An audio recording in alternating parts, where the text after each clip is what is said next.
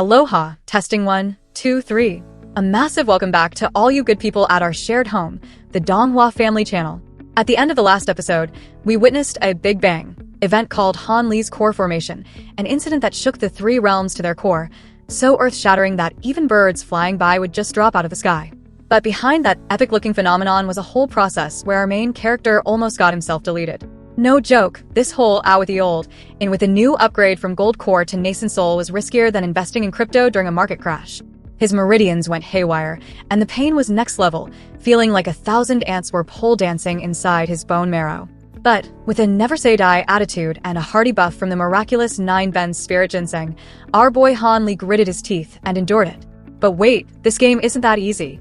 The real challenge came from a bunch of psychological gangsters called inner demons. He thought he was all set with the soul-nurturing wood and Barome Pearl as his bodyguards, plus a spirit-calming pill to prevent dizziness. Turns out, these inner demons were way more cunning and dramatic than he imagined. They dug up his deepest, darkest fears and created a hyper-realistic 4D cinema experience.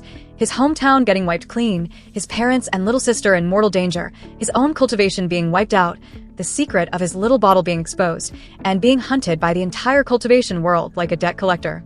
The rage and fear almost turned him into the tragic lead in a soap opera.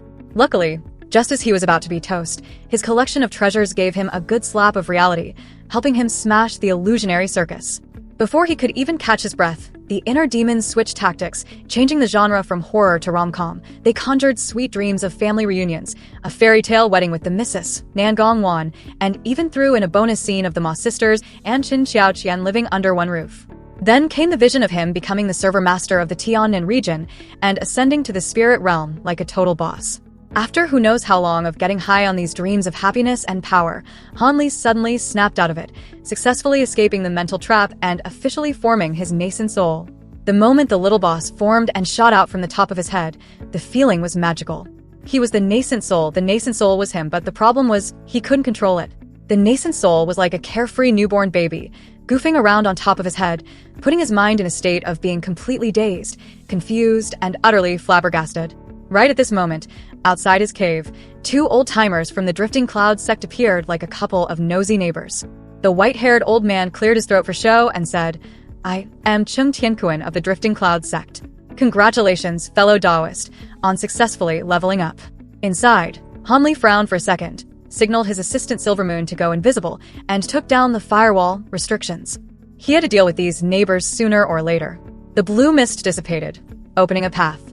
The two elders flew in, and before them was a young man in green robes, with an ordinary face that looked like a second-year college student's, smiling to welcome them. The first thought in their minds was, how embarrassing. A stranger borrowed our sect's prime real estate to level up and even set up a high-tech security system that we knew nothing about. This was a complete loss of face. After some phony pleasantries, the two elders' attention was caught by the giant ape puppet Han Li had crafted. Their jaws dropped at his mechanical engineering skills and took this chance to do a background check. Thinking this, Elder Ching smiled sweetly and asked, could it be that fellow Taoist is a player from the far west? Han Li coolly spun a half-true tale, saying he learned the technique from an old manual and that he was a real deal Tiannan native, originally from the state of Yu.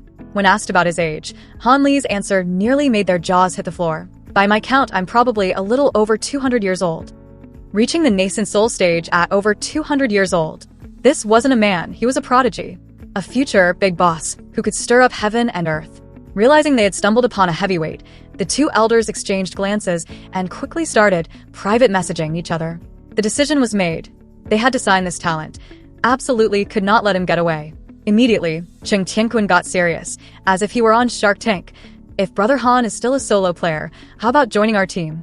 You'll be given a spot as a Grand Elder, with a seat at the same table as us. Of course, they didn't just talk.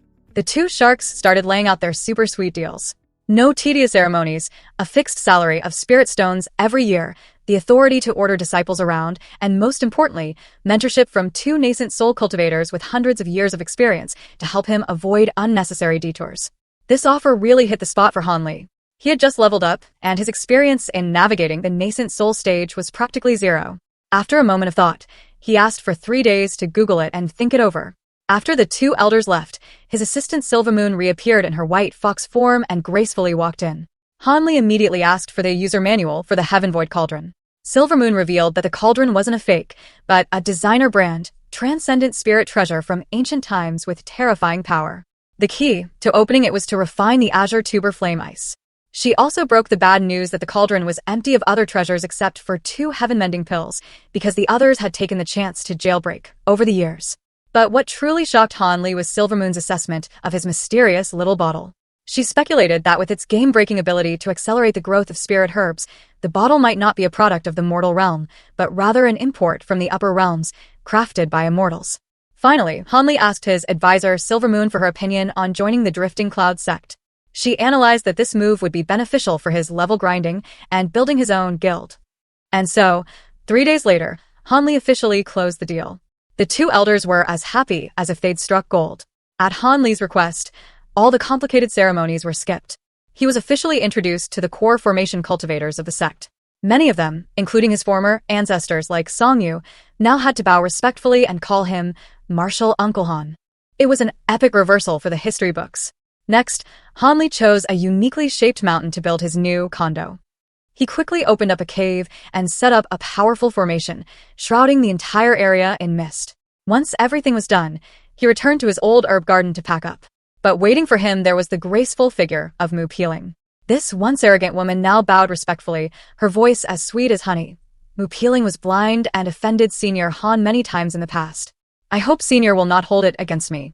But this junior has a favor to ask. I was wondering if Senior Han could accept Peeling as a disciple, or even just a maid.